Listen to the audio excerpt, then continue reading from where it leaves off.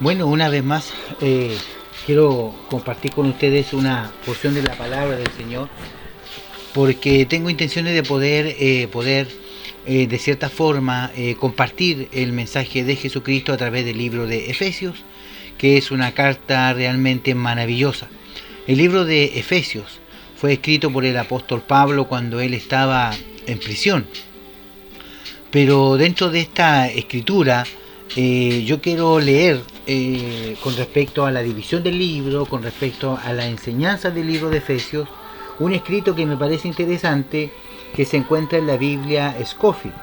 En su página principal del libro de los Efesios, él da una referencia y un bosquejo, en este caso del libro, que lo encuentro bastante interesante y quiero leerlo para que podamos darle inicio, ¿cierto?, a esta primera predicación con respecto al libro de Efesios en el capítulo 1, del verso 1 en adelante.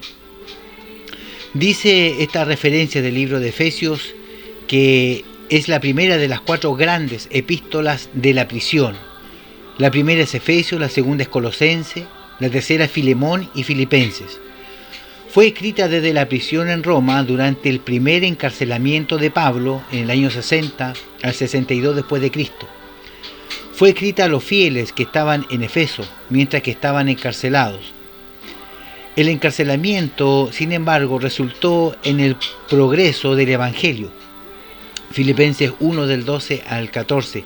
Pablo no solo termina las 3 epístolas que manda a las iglesias por mano de Tíquico, amado hermano y colaborador en el ministerio del Señor, más también a los filipenses, enviado por Epafrodito, una carta enviada por él, ¿cierto?, por Epafrodito a la iglesia de Filipos.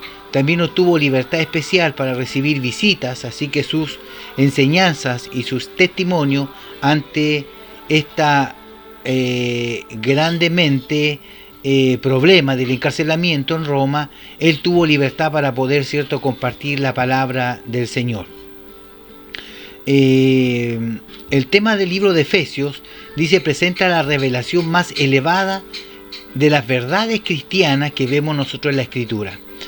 Como número 1, él ve acá, Scofield, ¿cierto?, como referencia al libro de Efesios, dice de que como número 1, Cristo es exaltado para ser la cabeza de su cuerpo, la iglesia. Y cada creyente es el resultado para sentarse también juntamente con Cristo en lugares celestiales.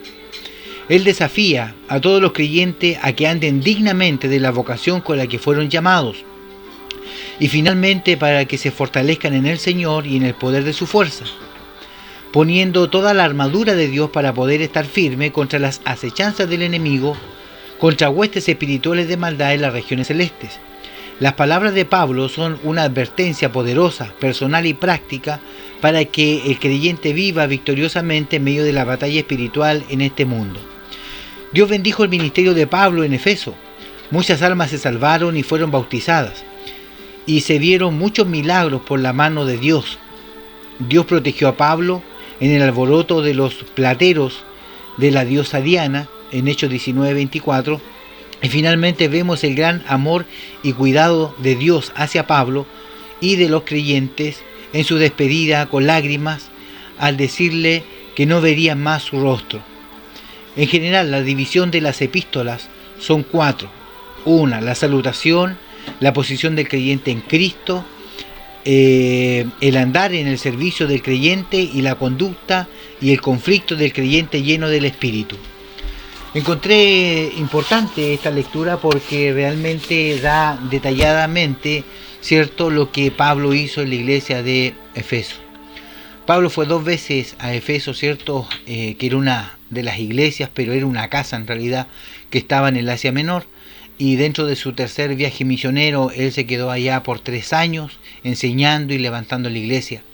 Y estas cartas pastorales que nosotros le llamamos, ¿cierto?, porque el que se quedó a cargo de esa iglesia fue Timoteo, su hijo amado, engendrado en las prisiones también y a la vez discípulo de Pablo. Así que quiero comenzar y arrancar con la escritura para que podamos, ¿cierto?, ver la profundidad de lo que nos habla el apóstol y de la gran bendición que tiene esta carta para nuestras iglesias y para nuestra vida.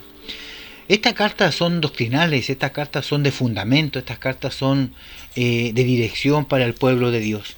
Y dice el verso 1 de Efesios 1:1, dice: Pablo, apóstol de Jesucristo, por la voluntad de Dios, a los santos y fieles en Cristo Jesús que están en Efeso. Gracia y paz a vosotros de Dios nuestro Padre y del Señor Jesucristo. Aquí Pablo se está, ¿cierto?, presentando en esta carta y saludando, ¿cierto?, a los santos que somos nosotros hoy día, ¿cierto? Y él dando a conocer que su ministerio no es dado de hombres, sino que fue Dios mismo quien lo llamó. Usted ya sabe la historia por revelación, se le apareció en el camino, ¿cierto? Y Jesucristo lo encara y le dice: ¿por qué me persigues? Dura cosa te dar cosas contra el aguijón. Eso está en Hechos capítulo 9. Y vemos acá como en este caso Pablo no entendía a quién le hablaba, y cuando supo que era el Señor, y Pablo decía: yo ando buscando a los del camino, ando buscando a aquellos que se reúnen, pero Cristo le dijo: ¿por qué me buscáis? Porque el espíritu de cuerpo, la mentalidad de cuerpo de Cristo es que si alguien le hace algo a la iglesia, se lo hace a él. Incluso él dijo en la Escritura: si haces algo a alguno de estos pequeños, a mí me lo haces. Por lo tanto, Pablo creía que estaba siguiendo a los del camino, a los que andaban predicando el Evangelio, pero realmente Pablo estaba persiguiendo a Cristo, a su obra. Él es celoso con su obra, con su iglesia y con cada uno de nosotros. Por lo tanto, no crea que usted está desprovisto de protección, porque el que lo protege y lo cuida a usted es el Señor. Todo aquel que le haga algo a usted se está yendo en contra también del Señor Jesucristo. Así como Pablo defiende, cuida y protege a su iglesia, así también a usted lo va a proteger. Dentro de este saludo que vemos nosotros en la carta de los Efesios, capítulo 1, verso 1 y 2, vamos a pasar al número 3, donde aparece también, ¿cierto?, los 7 elementos de la posición de cristiano dentro de la iglesia, dentro de la casa de Dios, dentro del trono celestial. Es decir, usted no es cualquier cosa, hermano, usted es un hijo de Dios, y como hijo de Dios usted tiene una posición en Cristo. Dios lo posicionó a un nivel, a un estado, a un estatuto o a un estatus en el cual usted tiene que permanecer como hijo de Dios. Ya no es siervo ni esclavo, sino usted es un hijo de Dios, y como hijo de Dios usted tiene una posición. También usted va a tener una posesión, que sea, una es posición, donde Dios te posee, donde Dios te pone. Otra es el poseer, que es la posición. Es lo que yo tengo. Dios no solamente usted lo sube de nivel y lo pone en una posición grande, alta, como hijo de Dios, sino también le da una posesión, cosas que usted va a tener como dones, talentos y gracias adquiridas, y a través de esto también Dios le da un propósito, porque con el darle la posesión y el propósito, usted encuentra su naturaleza, usted encuentra el por qué yo estoy en este mundo, el por qué yo estoy en esta vida. Muchos hermanos aún en la iglesia se preguntan: ¿para qué Dios me llamó? ¿Para qué estoy aquí? ¿Por qué paso todo lo que paso? Pero muchas veces ellos no entienden que Dios los ha escogido para ser hijos de Dios, nacidos de nuevo, darle una posición, una posesión, cosas y también un propósito. Y eso es lo que vamos a ver hoy día, de las 7 posiciones en las cuales Dios nos ha puesto, ¿ya? Y también vamos a ver más adelante la posesión, lo que tenemos ya en Cristo el Señor. Y el verso 3 dice en el libro de Efesios 1, verso 3: bendito sea el Dios y Padre de nuestro Señor Jesucristo, que nos bendijo. No dice que te va a bendecir, Él ya te bendijo. Dice que nos bendijo con toda ya bendición espiritual en los lugares celestiales en Cristo.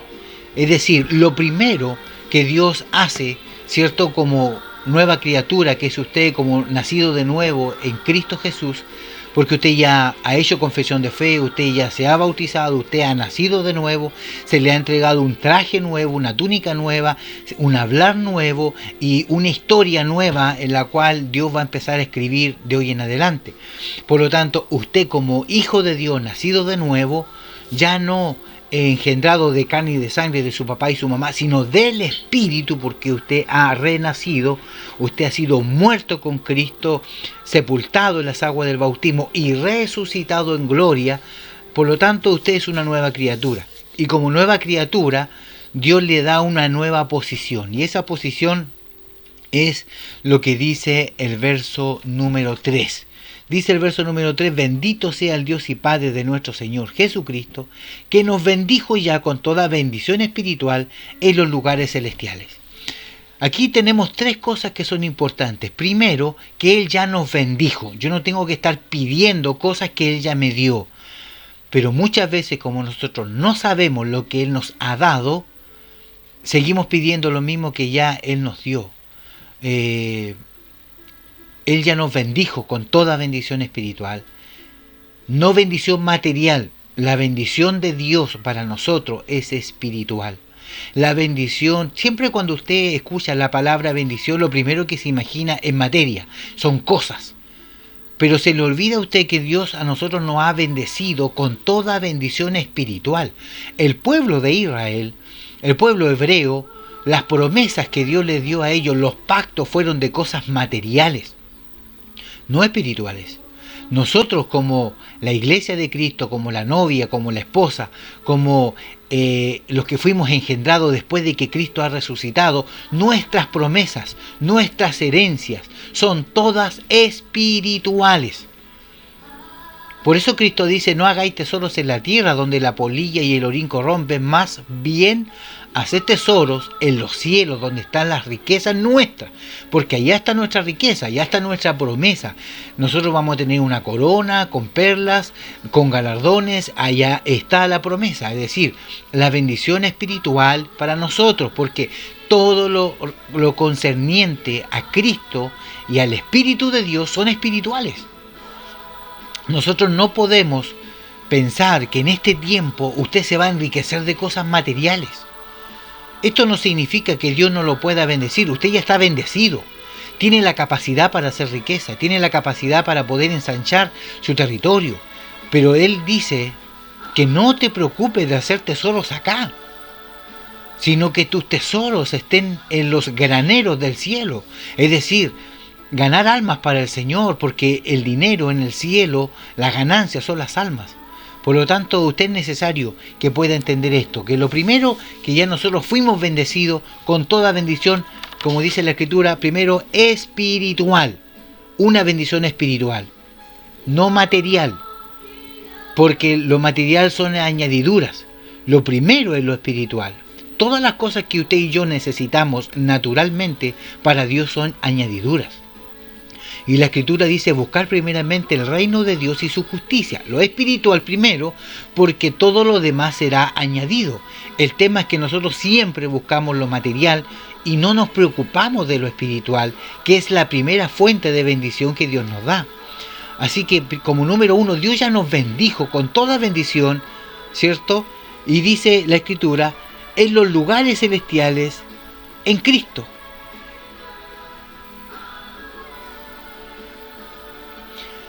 Los lugares celestiales no es la Nueva Jerusalén, no es el más allá, sino que los lugares celestiales, yo voy a leer el comentario que hace la Biblia Scofield con respecto a los lugares celestiales y le va a quedar un poquito más claro lo que significa esto. Miren lo que dice los lugares celestiales. El mismo término, lugares celestiales en griego, se usa en Juan 3:12, donde se añade la palabra cosas. En ambos pasajes la palabra significa lo que es celestial, a distinción de aquello que es terrenal. En Efesios la palabra lugares celestiales se halla expuesta a falsas interpretaciones. La expresión los celestiales puede definirse como la esfera o el ámbito de la experiencia espiritual del creyente, quien se haya identificado con Cristo en naturaleza, en vida, en servicio, en sufrimiento, en herencia y en gloria futura en el reino. Es decir, se puede decir que el creyente es un hombre celestial que vive en un cuerpo natural y es un extranjero y peregrino en el mundo. Por lo tanto, los lugares celestiales no es el cielo, ni el tercer cielo, ni la Nueva Jerusalén, sino que los lugares celestiales es un ámbito, es una esfera espiritual distinta, donde usted está aquí en la tierra, pero usted vive en lugares celestiales. Es decir, el mundo espiritual que a usted lo rodea y a mí, a eso Dios le llama lugares celestiales. Cuando la Biblia dice que nosotros fuimos traspasados de las potestades de las tinieblas al reino del amado Hijo de Dios, ¿cierto? Yo le pregunto a usted, es decir, ¿usted vivía en el Hades, en el infierno, lleno de demonios y de espíritus? No, usted no vivía así. Usted vivía en el mundo. Y el mundo es sinónimo de todo eso, es un ámbito, el mundo. Las cosas que usted ve afuera, el bailoteo, la farra, la droga, el trago, todo ese mundo que está afuera, la Biblia le llama, ¿cierto?, que usted estaba en delito y en pecado, tomado por el enemigo. Esos son los nombres que tiene ese ámbito espiritual. Por eso dice que nosotros fuimos traspasados de nuestra vana manera de vivir y fuimos trasladados de las potestades de las tinieblas, es decir, del mundo malo, de una dimensión mala, de una esfera mala, al reino del amado Hijo de Dios, como Hijo de Dios que ahora somos, pero no significa en un cielo y un infierno, sino que significa que aquí en la tierra hay un ámbito espiritual bueno que se llama el reino, ¿cierto? Este reino celestial, este lugar celestial, y está el reino de las tinieblas, el mundo donde usted y yo vivíamos antes de ver la luz de Dios. Por lo tanto, los lugares celestiales no es un más allá, sino el lugar celestial es donde usted está ahora, en Cristo Jesús, rodeado de buena vibra, rodeado de hermanos, de hermanas, de iglesia, de hombres de Dios que le ministran, que lo fortalecen, que lo levantan, y fue trasladado usted de la potestad de las tinieblas, del otro ámbito mundano, a este reino del amado Hijo de Dios. Entonces, es necesario que podamos entender esto, porque lo primero que Dios ha hecho, ¿cierto?, dentro de nuestra posición donde Dios los tiene ahora en Cristo Jesús, es que Él nos ha puesto en lugares celestiales en Cristo Jesús. Es decir, el lugar celestial, vuelvo a repetir, es usted, soy yo. Nosotros vivimos en lugares celestiales, en esta tierra, acá. No es un más allá. Estos lugares celestiales son un ámbito de Cristo, donde nosotros como hijos de Dios estamos seguros en Él. Somos hallados en Él y somos sustentados por Él, bendecidos por Él. Les prestamos un servicio al mundo, sí, como trabajadores, sea de abogado, de ingeniero, de un jardinero, no sé, el oficio que usted preste, ese es un servicio prestado, ¿cierto?, para yo poder tener mi provisión, que es lo que yo necesito en esta tierra para poder vivir. Pero mi posición en Cristo está claro. Mi oficio, mi prestación de servicio al mundo no puede ser más importante que la posición en la cual Cristo a mí me ha puesto en lugares celestiales. El verso número 4, que es la segunda posesión que usted tiene, donde Dios lo ha puesto, dice: según nos escogió en Él antes de la fundación del mundo, para que fuésemos santos y sin mancha delante de Él. Es decir, Dios tiene de antemano, por decir así, una lista de aquellos que van a ser salvos y aquellos que no van a ser salvos. Recordemos nosotros la historia de Judas, cuando Cristo hace su oración y le dice, el Señor Jesús ora a su Padre: todo lo que tú me diste lo he guardado. Solamente se perdió aquel que estaba escrito que se perdiera, el hijo de perdición, queriendo decir que Judas estaba condenado para poder fallar y entregar al Maestro. Porque todo lo que usted y yo vivimos hoy en la iglesia, en nuestra vida, en nuestra familia, en la mano de Dios, para Él ya es pasado. Él ya sabe lo que viene, en lo que estamos nosotros y las cosas que vendrán más adelante. Usted jamás va a pillar, a lo mejor, desprovisto de propósito a Dios para nuestra vida, porque Él tiene el control. Y Él sabe si su esposo, su esposa, sus hijos el día de mañana van a llegar a su presencia, si son para salvación o no. Él lo sabe. Ellos pueden escuchar la palabra muchas veces, usted puede llevarlo obligado a la iglesia, pero si todavía no es su tiempo, él no va a ser un hijo de Dios.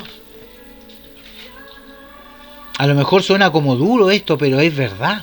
Él a nosotros nos predestinó, Él a nosotros nos guardó, nos escogió antes de la fundación del Génesis, antes del Génesis 1.1 que naciera Adán y Eva. Él ya sabía que usted y yo íbamos a ser hijos del Señor y que íbamos a cumplir un propósito en esta tierra, íbamos a tener una posición, íbamos a tener, hermano amado, un trabajo que hacer. No me pregunte usted cómo se hace esto, cómo ocurre esto, porque dentro de la multisabiduría de Dios, Él conoce todas las cosas. La Biblia dice en el libro de Juan que nadie puede venir a Cristo si el Padre no lo envía. Usted puede hacer la obra de evangelista y llevar mucha gente a la iglesia, pero no todos se van a quedar. Solamente aquellos que Dios va a llamar, Dios va a tocar a través de su Espíritu para que sean hijos de Dios, son los que van a permanecer.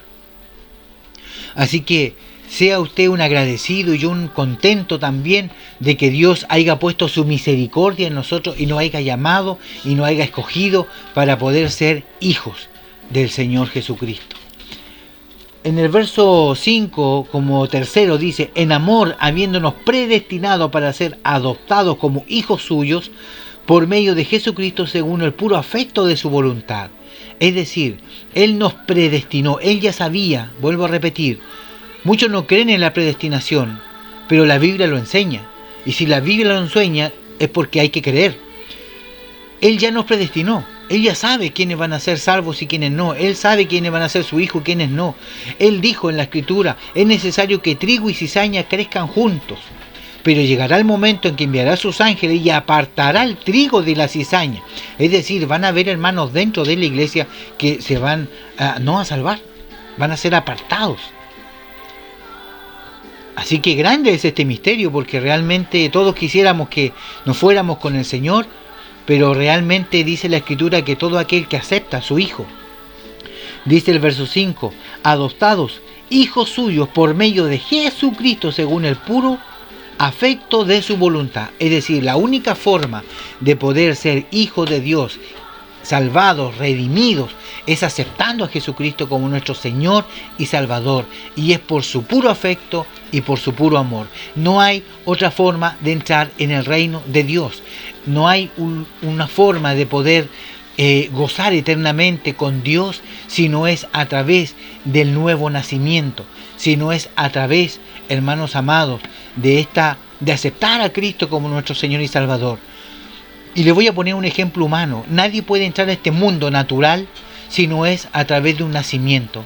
Usted y yo nacimos de la guatita de nuestra mamá. Por lo tanto, tuvimos que entrar a este mundo por nacimiento natural. Jesucristo le dice a Nicodemo que nadie puede entrar ni ver el reino si no nace de nuevo. ¿Y cómo un hombre viejo, dice Nicodemo, puede entrar en el vientre de la mamá una vez más? No entendiendo lo que el Señor le estaba explicando. Porque para poder entrar en el reino, estar arriba, tener un futuro, porque recuerde que el alma es eterna, y vivir y gozar eternamente con Dios, es que primeramente usted nazca de nuevo. Si usted tiene que volver a nacer, no basta con ser un hermanito evangélico, no basta con solamente ir a la iglesia, no basta solo con escuchar palabra y alabanza. Usted tiene que nacer de nuevo. Es la única forma en cómo usted puede entrar. Si usted no nace de nuevo, pregúntese: ¿habré nacido de nuevo? ¿Tengo las evidencias del nuevo nacimiento? ¿Cuáles son las evidencias del nuevo nacimiento? Y poder buscar, escudriñar y realmente estar seguro usted de su salvación. Estar seguro, porque hay muchos hermanos que aún todavía dudan si realmente son salvos. Así que preocúpese usted y yo de que podamos estar en condiciones aptas para poder irnos con el Señor. En el verso 6 dice: para alabanza de la gloria de su gracia, con la cual nos hizo aceptos en el amado.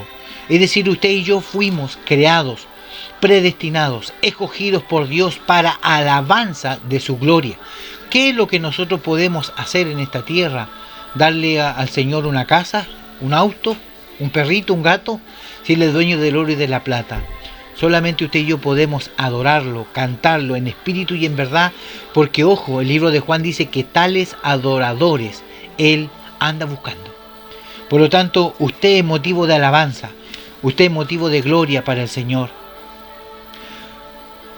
Bien, tenemos entonces, vamos a recapitular, tenemos como primera posición en Cristo que Él nos bendijo y nos puso en lugares celestiales, como número 1. Después Él nos escogió antes de la fundación del mundo, número 2. Número 3, habiéndonos predestinado para ser adoptados como hijos, número 4.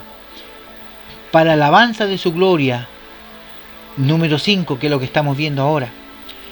A quien tenemos redención por su sangre, el perdón de pecados según la riqueza de su gracia. Ahí está la otra, la número 6. En quien tenemos redención por su sangre, el perdón de nuestros pecados. Es decir, Dios nos perdonó. Dios nos limpió.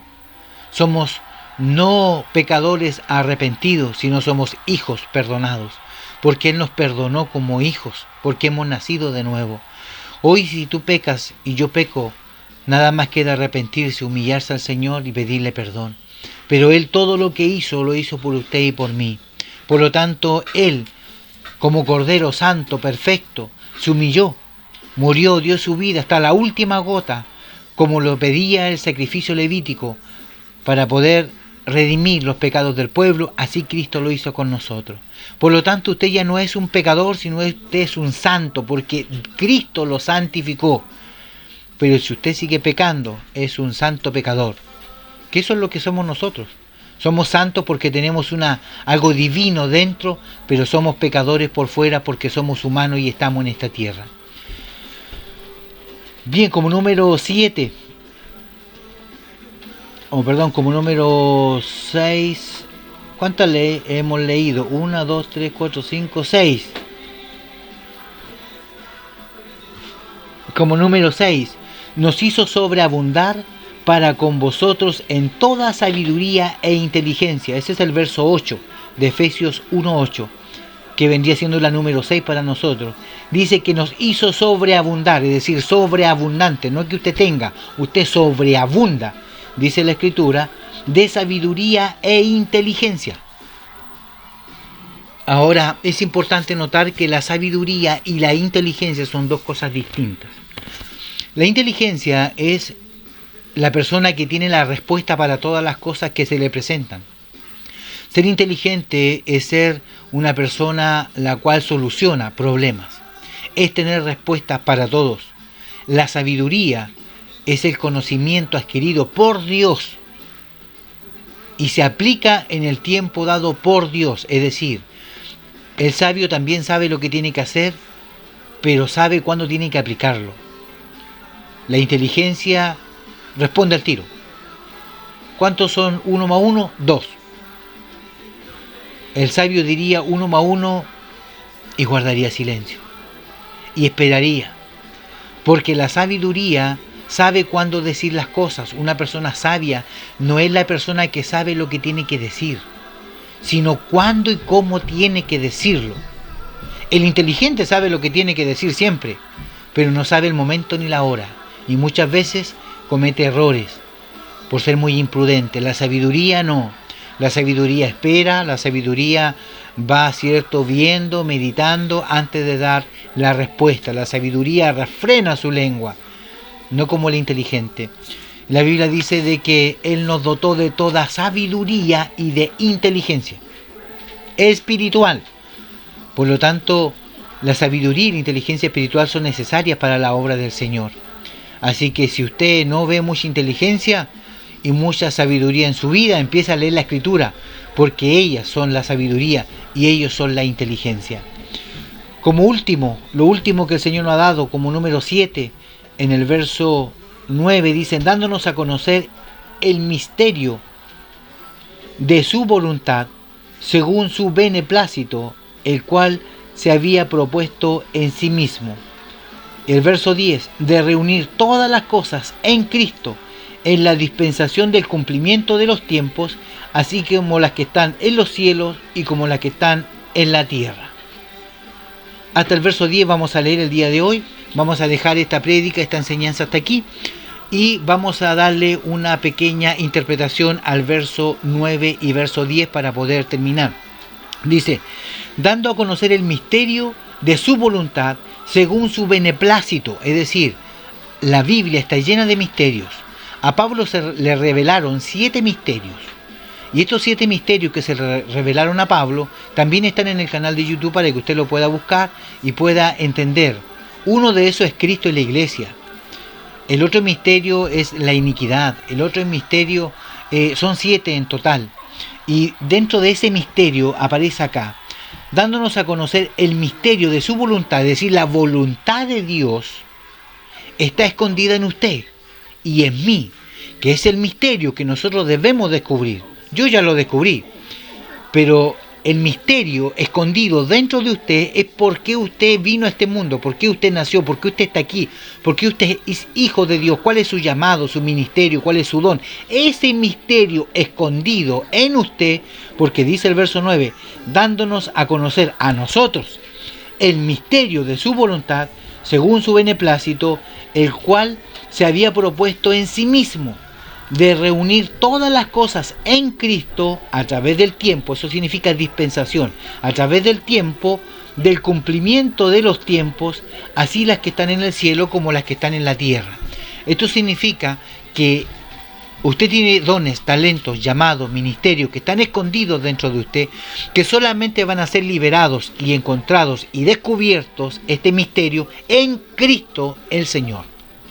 Si usted está en Cristo, si usted escudriña, usted ora, usted lee la Biblia, usted profundiza en ella, Dios va a empezar a través de la iluminación de su Espíritu Santo de Dios a mostrarle, a revelarle en inteligencia y en sabiduría el don que usted tiene, el llamado que usted tiene, el ministerio y todo lo que Dios le ha dado, porque Dios ya se lo dio.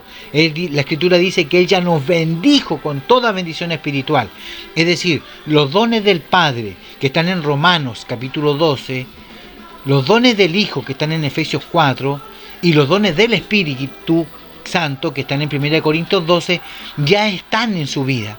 Ahora usted tiene que descubrir, ¿cierto?, ayudado de su pastor, de sus hermanos, cuáles son los dones, los talentos que el Señor a usted le ha dado. ¿Cuál es este misterio escondido dentro de usted y de mí, que es el beneplácito de Dios que ha querido darnos a nuestra vida? Espero que este mensaje le haya servido. Estamos estudiando el libro de Efesios y hemos estudiado del verso 1 al verso 10 las 7 posiciones en las cuales Cristo nos ha puesto hoy en día como hijos del Señor. Bueno, espere el siguiente estudio, la siguiente prédica. Y a todos los hermanos de la iglesia les digo, edifíquense, crezcan con esto, porque es lo que el Señor, cierto, quiere de nuestra vida. Nos vemos en el próximo mensaje. Que el Señor les bendiga. Shalom.